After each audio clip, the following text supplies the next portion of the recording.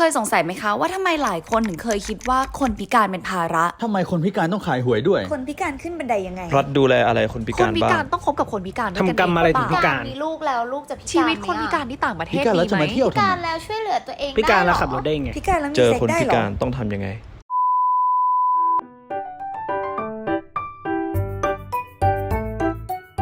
ทีแรกเฟิร์นพาทุกคนไปรู้จักกับน้องทันน้องเมย์แล้วก็พี่เล็กแล้วนะคะ เดี๋ยววันนี้เราจะไปดำน้ำกันแล้วก็ตอนกลางคืนมีพาร์ทเปิดใจคุยกันด้วยคือเฟิร์นบอกเลยนะว่าการพูดคุยครั้งนี้มันเปลี่ยนภาพเกี่ยวกับคนพิการไปแบบสิ้นเชิงเลย แต่ว่าจะเป็นยังไงเนี่ยเดี๋ยวรอดูกันใครยังไม่ได้ดู EP 1ต้องไปดูก่อนนะคะเราจะได้รู้จักทั้ง3คนไปพร้อมๆกันนะไปดำน้ำกันค่ะ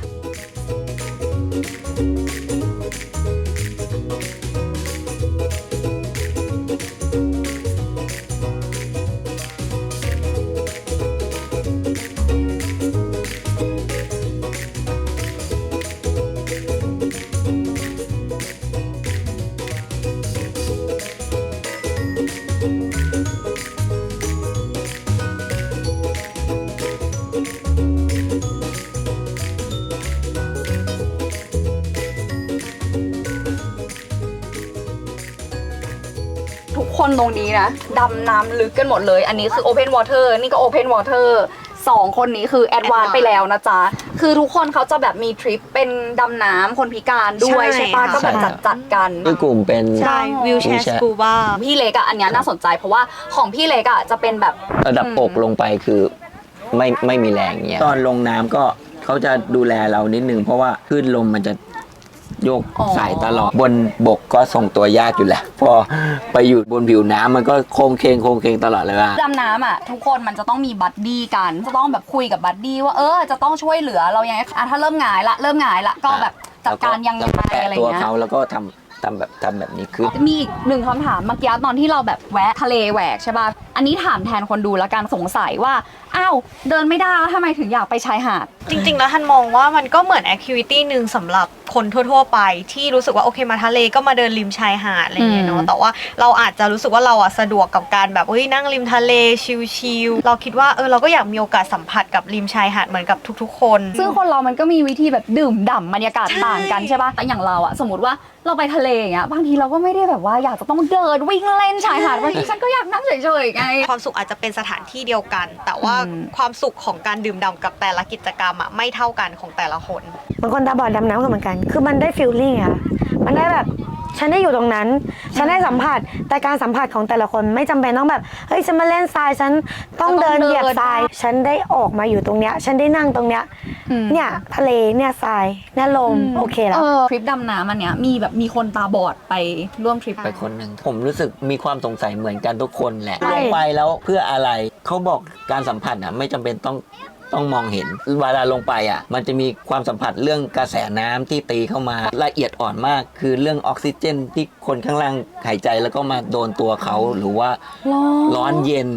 กระแส อุณห น้ำ ภู ร้อน มิ กระแสน้ำเย็นละเอียดยิบย่อยแบบ จริงๆ มันมี มากๆเลย เสียงนะ เสียงใต้น้ำอะ เสียงใต้น้ำ หนูความรู้สึกว่าเสียงใต้น้ำเนี่ยมันเป็นแบบก็คือโลกใต้น้ำอะ คือต้องบอกก่อนว่าเมื่อก่อนเขาเคยแบบสายตาดีแล้วก็เป็นนักดำน้ำมาหลายทริปก็พอเขาตาบอดในภายหลังอ่ะแน่นอนคนทั่วไปหรือว่าแพทย์หรืออะไรอย่างเงี้ยเขาก็จะรู้สึกว่าเฮ้ยคุณทำสิ่งนี้ไม่ได้แล้วทั้งที่เข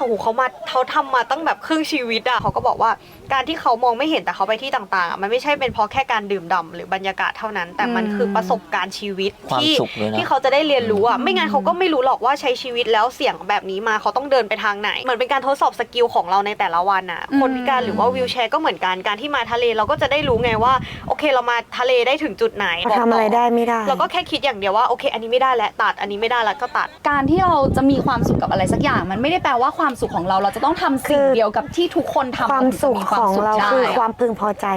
ของเรานั่นแหละที่เราพึงพอใจที่จะ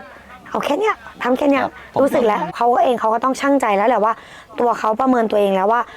สามารถทำได้ เขาตัดสินใจ แค่ไหนอะไร แล้ว ประเมินตัวเองก่อนพอมาทำอ่ะเขาจะถ้าทำได้มันจะมีความมั่นใจในการใช้ชีวิตมากขึ้นกล้าที่จะเล่นน้ำกล้าที่จะแบบซื้อทริปกล้าที่จะมาเนี่ยลงเรือ แต่แบบถ้าคนไม่เคยอ่ะชวนมาเราก็อาจจะแบบไม่เคยเราก็ไม่รู้จะตอบตัวเองยังไง ดูต่อให้จบเดี๋ยวเราก็จะคุยกันเรื่อยๆเนาะแต่ว่าตอนเนี้ยเราไปดำน้ำก่อน โอเคได้ โอเค เลย งั้นเราไปดำน้ำกันค่ะ Let's go เย้ จะบอกว่าทริปเนี้ย มันมีคนหนึ่งที่กลัวน้ำมากแบบชีวิตนี้ไม่เคยเล่นน้ำทะเลเลยเพราะว่ากลัวนะคะ ซึ่งก็คือน้องเจี๊ยบผู้ช่วยเฟิร์นเองนะคะเฟิร์นก็เลยมีภารกิจของวันนี้ก็คือพาเจี๊ยบลงน้ำให้ได้ค่ะคลิปนี้เราก็เลยจะพาเขามาเปิดโลกไปกับพวกเรานะจ๊ะใจเย็นโอเคได้มาค่อยๆมาจับมือมา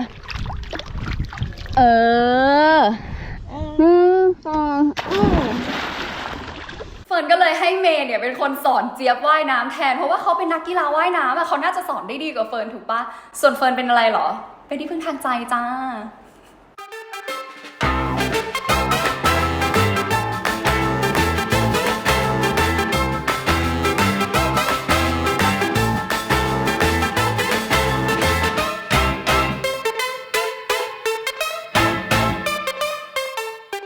เป็นไงมั่งรอดค่ะ ยังรอดอยู่น่ากลัวปะ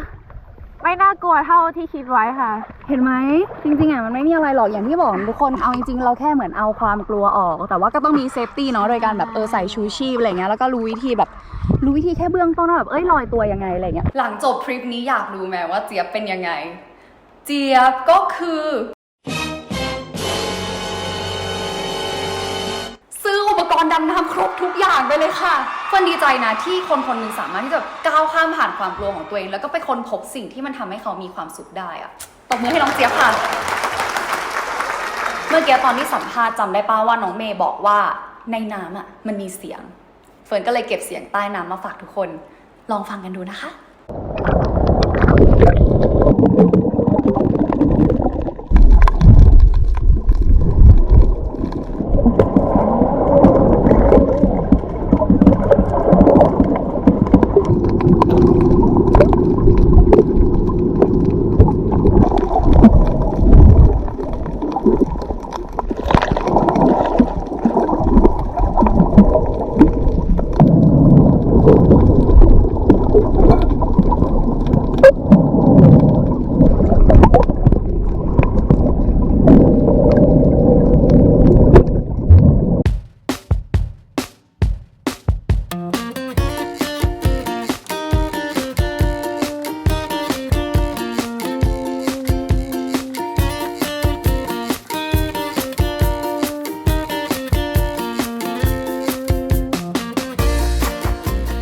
จนรู้งานอดิเรกกันประมาณนึงแล้วใช่ไหมมีอย่างหนึ่งที่เฟิร์นอยากรู้เรื่องของทุกคนมากๆเลยนะคะก็คือเรื่องความรักค่ะเฟิร์นเริ่มถามจากพี่เล็กก่อนเพราะอะไรรู้ปะคือระหว่างอยู่ในทริปอะทุกคนแซวพี่เล็กกันเยอะมากเฟิร์นเลยอยากรู้ว่าเฮ้ยมันมีอะไร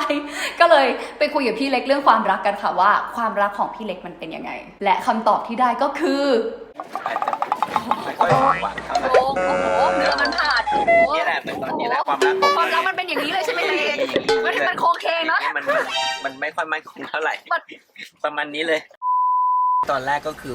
เราเข้าใจกันแหละแล้วก็แบบมันก็มีอุปสรรคหลายๆอย่างเข้ามาเรื่องครอบครัวเขาผมอะโตพอที่จะเข้าใจว่าทำไมไม่โอเคเราเป็นพ่อแม่เขาอะคบคนพิการอะแล้วจะดูแลลูกสาวเขาไม่ได้มีคิดไหมว่างั้นฉันจะต้องหาคนพิการเป็นแฟนละอะไรเงี้ยเอาจริงๆก่อนหน้านี้ผมก็คบเคสเดียวกันนะวีลแชร์ผมก็ลองหลายๆอย่างแต่ก็ไม่เข็ดนะไม่เข็ดตรงที่ว่าเราก็เปิดใจให้เราด้วยแล้วก็ทางเขาด้วยมันไม่เกี่ยวกับพิการไม่พิการมันคือความเข้าใจไม่ใช่แค่เราสองคนเรื่องครอบครัวเรื่องสังคมของเขาเรื่องเพื่อนของเขาจะพาเราไปเจอเพื่อนเขาได้ไหมได้ข่าวว่าฮอตเขาจะเห็นแล้วเหรอฮอตเหรอยังไงฮอตเหรอใส่ผมโชว์ไปเลยเรื่องพร้อมเปิดใจไหมพร้อมเสมอครับโฆษณาหน่อยเล็กอะไรนะเล็กตลาดน้อยสถานะโสดครับคนเนี้ยก็คือแบบคอนเทนต์ชุดคู่ทุกวันมันน่าอิจฉายังไงคะเราก็เขินเลยอะใครเป็นคนคิดเจอกันได้ยังไงเจอกันที่ฟิตเนสค่ะเอาหรอเพราะว่าแฟนเราเป็นเทรนเนอร์ตอนที่เขาฝึกงานแล้วหนูก็เป็นนักกีฬาแล้วก็ไปเล่นฟิตเนสเนี่ยค่ะใครจีบใครก่อนใครจีบใครก่อนเขาขอไลน์อะตอนนั้นขอไลน์ที่อะไรยังใครจีบใครก่อนทั้งคู่แหละครับเริ่มพร้อมกันต ได้ยินไหมคะ เริ่มพร้อมกันเขินอะไรเสียอาการเลยอันนี้ดูเขินจริงอ่ะเขินมากเขินจริง ก็สอนเขาออกกำลังกายนั่นแหละที่เขาเล่าไปแล้ว ซ้อมเสร็จเขาก็เลยเดินเข้ามาถามว่ารูปที่ถ่ายไม่ติดผมไหมอะไรอย่างเงี้ยค่ะก็บอกว่ามีบอกว่าถ้ามีเดี๋ยวแบบขอรูปหน่อยได้ไหมจะเอาไปส่งแบบพรีเซนต์ฝึกงานจบก็เลยบอกว่าได้ส่งทางไหนล่ะก็เลยบอกแอดไลน์กันได้ครับอย่างเงี้ยก็เลยแอดไลน์ก็ส่งรูปไปแล้วหลังจากนั้นเขาก็เลยถามว่าแบบซ้อมเป็นไงบ้างเหนื่อยไหมจะซ้อมเป็นยังไงคือตลอด1 อาทิตย์ก็ไม่ได้ถามเรื่องอื่นเลยนอกจากเรื่องซ้อมก็หลังจากนั้นก็ยังไม่ได้เจอกันอีกเลยนะคะเพราะว่าเป็นวันสุดท้ายที่หนูอ่ะจะต้องบินไปอเมริกาเดือนนึงอะค่ะก็กลับมาเจอกันที่โคราช มันก็เหมือนชายหญิงธรรมดาแหละครับ ไม่ได้แบบมองเป็นคนปกติกับคนพิการคนจะรักกันมันก็ได้หมดแหละ นี่เหมือนวิดีโอพรีเวดดิ้งไปแล้วนะงงมากเราตัดภาพมาพี่เล็กตัดภาพมาที่พี่เล็ก ดูหน้าแห้งมาก หน้าแห้งไม่ไหวแล้ว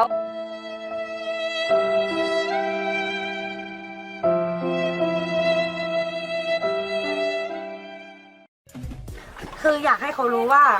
คบกับเราก็ต้องใช้ชีวิตก็ต้องเจอแบบนี้นะ ต้องแบบว่าเทคแคร์ดูแลต้องแบบเข้าโรงเนี้ยก็ต้องอุ้มไปนั่งนะ แล้วก็แบบไปเดินห้างเงี้ยคุณพร้อมเดินข้างเราหรือเปล่าหรืออายคนอื่นไหมอะไรอย่างเงี้ยคนก็จะมองต่อไปในเรื่องอนาคตว่าอ้าวแล้วถ้าเกิดหลังจากแต่งงานแล้วจะมีลูกยังไงแล้วจะเลี้ยงลูกได้ไหมแค่ขาขาดคือสามารถมีลูกได้ปกติเลยค่ะ ฉันว่าทะเลเป็นสีชมพูละอ่ะโอเคไว้เดี๋ยวเราค่อยถามใหม่ตอนนี้ก็คือไปลงน้ำกันไหมจ๊ะไปค่ะดูค่ะชุดคู่ค่ะโอ้ยรักกันนะไม่ไหวแล้วโอ้ยไป1 ทีพอค่ะฉันจะไปดำน้ำแล้วฉันไม่ไหวแล้วฉันไปดำน้ำแล้วค่ะ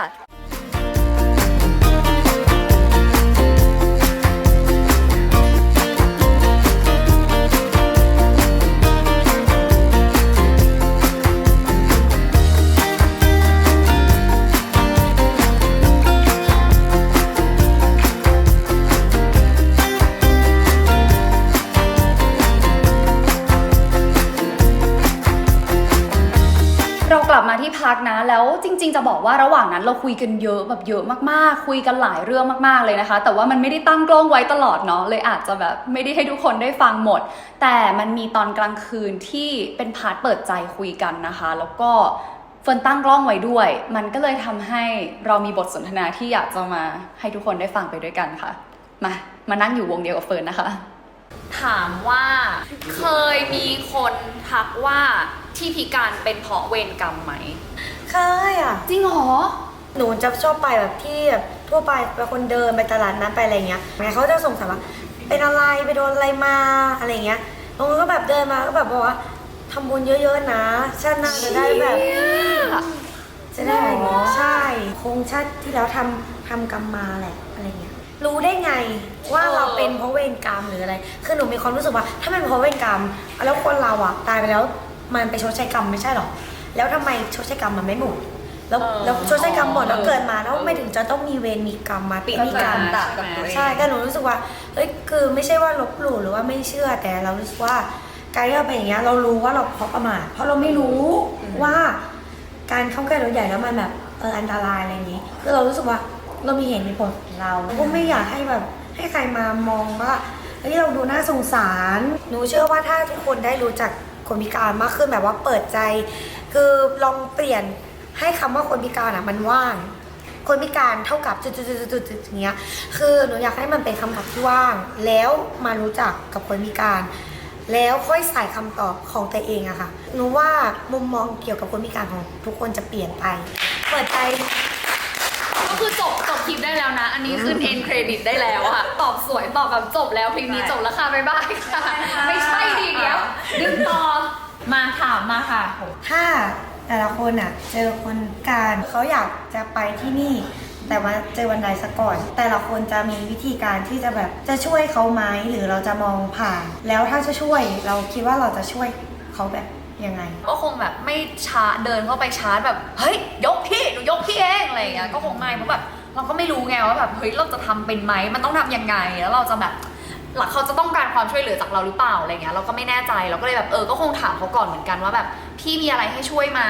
แล้วถ้าเขาบอกว่าให้ช่วยอะไรเงี้ยเราก็จะประเมินตัวเองเหมือนกันว่าสมมุติถ้าเขาบอกว่าเฮ้ยฝากอุ้มขึ้นไปหน่อยเราก็จะแบบรู้ว่าตัวเราอะแครี่ไหวไหมเพราะถ้าเราไม่ไหวอะมันก็อันตรายกับคนที่เราจะไปช่วยเหมือนกันแต่ถ้าสมมุติว่าเราไม่ไหวอะแล้วเราอะจะไปแบบพยายามเดินหาคนตรงนั้นอะที่คิดว่าน่าจะไหว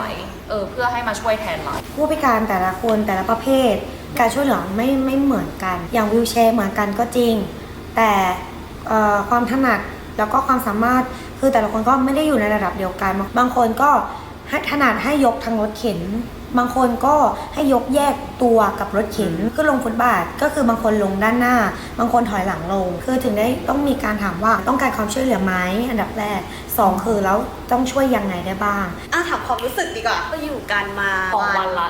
เป็นยังไงกันบ้าง ได้อะไรใช่ปะคือต้องบอกว่าจริงๆก่อนหน้าเนี้ยเราแบบกลัวมากในการที่จะทำคอนเทนต์นี้เว้ยเพราะว่าคือเรายอมรับว่าตัวเราไม่ได้มีความใกล้ชิดอะไรกับผู้พิการเลยแล้วเราก็กลัวมากว่าเราจะไปถามคำถามหรือไปพูดอะไรที่มันแบบไม่สมควรอะไรอย่างเงี้ยกลัวทั้งสภาพจิตใจของคนที่แบบเราถามด้วยแล้วก็กลัวแบบคนดูจะมาแบบทัวร์ลงใส่ฉันด้วยว่าแบบทำไมถามอย่างนี้ไม่เข้าใจผู้พิการหรอกก็ต้องบอกไปตรงๆว่าใช่ไม่เข้าใจเพราะว่าไม่เคยรู้จักแต่เรารู้สึกว่าแบบเฮ้ยถ้าพูดตรงๆเลยนะคือมันเปิดโลกเราเว้ยเรายอมรับเลยว่าเราเป็นแบบแค่คนธรรมดาคนหนึ่งที่แบบไม่ได้มีความเข้าใจอะไรเลยอะแล้วเรามาตรงเนี้ยเพื่อที่จะแบบเรียนรู้แล้วก็เข้าใจอะซึ่งเราค่อนข้างมั่นใจมากว่าใน2 วันเนี้ยที่เรามาอยู่กับทุกคนอะเราเรียนรู้แล้วเราก็เข้าใจอะไรเยอะมากไม่ได้เรียนรู้ว่า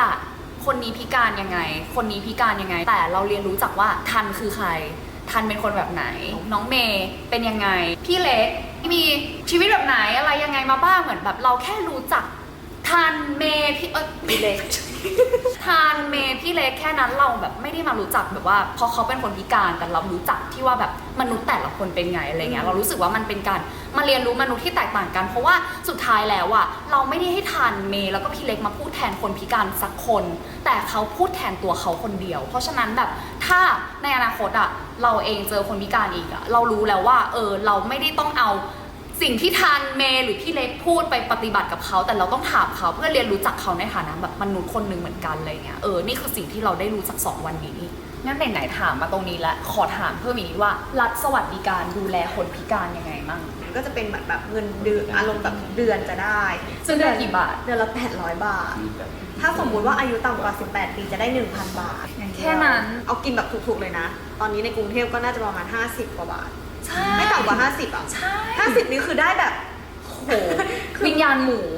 ใช่ วิญญาณไก่ หมู3 ชิ้นอะไรอย่างเงี้ยการแพทย์ค่ะแบบการรักษาอย่างเงี้ยคือคนพิการมีสิทธิ์เลือกว่าแบบจะรักษาตามสิทธิ์แบบว่าเขาเรียกอะไรนะประกันสังคมหรือว่าจะเป็นแบบสิทธิ์แบบบัตรทองของคนพิการที่แบบว่าเข้ารักษาโรงพยาบาลเนี่ยก็ได้เกี่ยวกับความประเภทความพิการอะไรอย่างเงี้ยแล้วก็การศึกษาคนอาจจะไม่ค่อยรู้ว่าคนพิการทุกคนนะคะสามารถเรียนสิทธิขั้นพื้นฐานได้เนาะจนจบม.6 แล้วก็ต่อมหาลัยจบป.ตรีได้คือรัฐส่งเสริมแล้วก็พวกอุปกรณ์ทางการแพทย์ที่คนพิการสามารถทำเรื่องเบิกได้ทุกปีแต่มันค่อนข้างจำกัดมากถ้าท่านจำไม่ผิดก็คือว่าวีลแชร์เราสามารถเบิกได้แบบคันละ 5,000ซึ่งวิวแชร์จริงๆแล้ว วิวแชร์จริงๆแล้วเอาแบบที่ใช้สภาพได้จริงๆก็คือ10,000 อัพอยู่แล้วถ้าอย่างนั้นมันมีอะไรที่ในมุมมองของทานรู้สึกว่าแบบเฮ้ยจริงๆรัฐสวัสดิการมันทำได้มากกว่านี้นะอะไรอย่างเงี้ย คือเหมือนแบบเขาควรจะส่งเสริมให้คนพิการแบบเหมือนเวลาเราหาปลาเนาะเราแบบให้คนพิการเขาสามารถไปหาปลากินเองได้ไม่ใช่แบบไม่ใช่เป็นการที่รัฐเหวี่ยงแหไปแล้วเอาปลาขึ้นมาให้แล้วก็ให้เขาต้องรอสิทธิ์ตลอดเวลาคือเราชอบประโยคนึงที่น้องเมย์พูดมากเว้ยเนี่ยเป็นประโยคที่แบบเราคุยกันเล่นๆคือเมย์พูดว่าคนพิการไม่ได้เป็นภาระแต่สิ่งอำนวยความสะดวกหรือว่าสภาวะแวดล้อมทำให้คนพิการกลายเป็นภาระถ้าเกิดมีทางลาดมีสิ่งอำนวยความสะดวกที่คนพิการสามารถช่วยเหลือตัวเองได้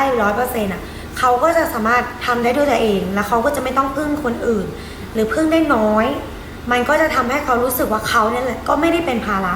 ถ้าแค่เรามีสิ่งอำนวยความสะดวกให้เขาเพียงพอแต่เพราะเราไม่มีนะคะเพราะเราไม่มีทางลาดเราไม่มีลิฟต์เราไม่ได้มีห้องน้ำที่จะใช้มันก็เลยกลายเป็นถูกมองว่าคนพิการนี่แหละที่เป็นภาระของสังคมอะไรอย่างเงี้ยเจอรถเมล์ขึ้นไม่ได้ต้องใช้แท็กซี่ในการเดินทางก็ต้องมีภาระค่าใช้จ่ายเยอะแยะมากมายทั้งส่วนทางกับรายได้ที่รายได้น้อยแต่ค่าใช้จ่ายสูง คิดว่าความพิการเป็นอุปสรรคหรือว่ามันยากสำหรับการมีครอบครัวหนึ่งไหมครับ เอาเป็นว่าเราจะตอบแบบว่าซินเซียสุดๆเลยละกันเพราะเราเองก็ไม่รู้อะนะเราก็จะไม่โลกสวยเหมือนกันนะถามว่าเป็นอุปสรรคไหมเราคิดว่าเป็นอุปสรรคเว้ยเรามองมุมกว้างๆเลยอะเราคิดว่ามันเป็นอุปสรรคเพราะมันมีคนที่ยังไม่ได้เข้าใจจริงๆเหมือนที่เราคุยกันบนเรือว่าแบบเฮ้ยเรื่องของแบบพิการอ่ะมันไม่ได้แปลว่าทำอะไรไม่ได้เลยจะต้องมาช่วยเหลือทุกอย่างและฉันไม่สามารถช่วยเหลือใครได้มันมีคนที่ยังไม่เข้าใจอยู่เยอะเพราะฉะนั้นน่ะมันเลยเป็นอุปสรรคเว้ยมันอาจจะไม่ได้เป็นอุปสรรคของคนสองคนแต่การที่แบบความรักมันไม่ใช่เรื่องของคนสองคนอ่ะมันไม่ใช่คนสองคนเข้าใจกันแล้วจบ มันเป็นเรื่อง มันเป็นเรื่องที่ คนก็ต้องอยู่ คน ในสั รง อบ คม ตัว ไง คนรอบตัวและสังคมเขาก็ต้องเข้าใจด้วย เราจะมาโลกสวยกันไม่ได้ว่าแบบเฮ้ยขอแค่คนสองคนรักกันฉันไม่สนใจคนอื่นมันแบบมันไม่ได้ มันเลยต้องการความเข้าใจจากไม่ใช่แค่คนสองคนแต่เราจะต้องเปลี่ยนแปลงสังคมเนี้ยให้เข้าใจด้วยอ่ะแล้วสังคมเข้าใจเมื่อไหร่สังคมก้อนใหญ่เข้าใจเมื่อไหร่อ่ะเมื่อนั้นแหละความรักกับคำว่าพิการมันจะไม่ใช่อุปสรรคอีกต่อไป แต่ตอนเนี้ยต้องยอมรับว่ามันก็ยังเป็นเพราะคนยังไม่ได้เข้าใจอย่างถ่องแท้ของหนูจะเป็นเรื่องเกี่ยวกับการสร้างครอบครัวที่เป็นแบบอาจจะเป็นเรื่องการเลี้ยงลูกถ้าลูกไปโรงเรียน เพื่อนลูกจะบูลลี่ไหมว่าแบบเอ้ยมีแม่นั่งรถเข็นอะไรอย่างเงี้ยมันไม่ได้เป็นปัญหาใหญ่แต่มันเกิดขึ้นแน่นอน แต่เราอะเชื่อว่าเราเลี้ยงลูกเรามาเราสอนลูกเราทำให้เขารู้สึกว่ามันเป็นเรื่องปกติ แม่เป็นแบบนี้แต่ก็เลี้ยงได้อะไรเงี้ยเขาก็สามารถที่จะ อธิบาย หรือว่าแบบไม่ได้รู้สึกแบบ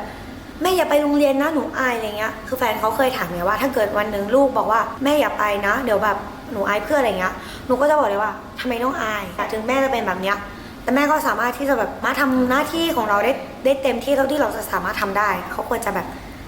คิดแบบนี้มากกว่าสุดท้ายแล้วมันอยู่ที่ความเข้าใจมนุษย์ด้วยกันเองเว้ยเหมือนแบบทุกอย่างทุกคำถามทุกคำตอบที่พูดมามันจะไปติดชะงักหนึ่งคือชะงักเรื่องของแบบความเข้าใจความเป็นมนุษย์การยอมรับในความแตกต่างของมนุษย์แต่ละคนอะไรเงี้ยเพราะจริงๆแล้วสุดท้ายอ่ะมันไม่ได้มีแค่คนพิการนะที่แตกต่างมันจะมีคนที่แตกต่างจากเราอีกเยอะมากๆใช่แล้วสุดท้ายมันแบบมันอยู่ร่วมกันได้หมดเลยเว้ยเราแค่แบบอาจจะต้องแบบเข้าใจและการสร้างคอมมูนิตี้ที่จะเกิดความเข้าใจได้อะมันต้องสามารถถามตอบกันเป็นเรื่องปกติได้เพราะอย่างที่บอกว่ามันคือการเรียนรู้จักมนุษย์เว้ยถึงตรงนี้แล้วยังมีคนดูอยู่ไหมคะเนี่ยถ้ายังมีคนดูอยู่นะตบมือให้ตัวเองหน่อยค่ะรู้ไหมว่าทุกคนอ่ะดูมาเกือบครึ่งชั่วโมงแล้วนะคะคือเอาจริงๆนะโปรเจกต์เนี้ยเฟิร์นตั้งใจมากแล้วเฟิร์นก็เครียดมากด้วยคือแบบสิ่งที่ทุกคนพูดมันดีมากซะจนเฟิร์นกลัวว่าเฟิร์นจะทำออกมาได้ไม่ดีพอแล้วมันไม่มีคนดูมาถึงตรงนี้อ่ะเพราะฉะนั้นถ้าใครดูมาถึงตรงนี้นะคะเฟิร์นอยากจะแบบขอบคุณทุกคนมากๆจริงๆค่ะคือบทสนทนาคืนนี้มันเปลี่ยนความคิดเฟิร์นเกี่ยวกับคนพิการที่เฟิร์นรู้จักมาตลอดเกือบ30 ปีไปโดยสิ้นเชิงเลยแล้วถ้าเกิดว่าทุกคนชอบเฟิร์นก็ฝากกดไลค์กดแชร์เพื่อให้เสียงของพวกเราทุกคนน่ะถูกส่งต่อออกไปด้วยนะคะแต่ทริปนี้ยังไม่จบแค่นี้ค่ะเรายังเหลือพรุ่งนี้อีก1 วันจะบอกว่าพรุ่งนี้พีคมากมีเรื่องให้เสียน้ำตาแล้วก็มีเซอร์ไพรส์ครั้งใหญ่ค่ะแต่จะเป็นอะไรนะคะรอดูในใบบันทึกคนพิการพาเที่ยว EP 3 ค่ะ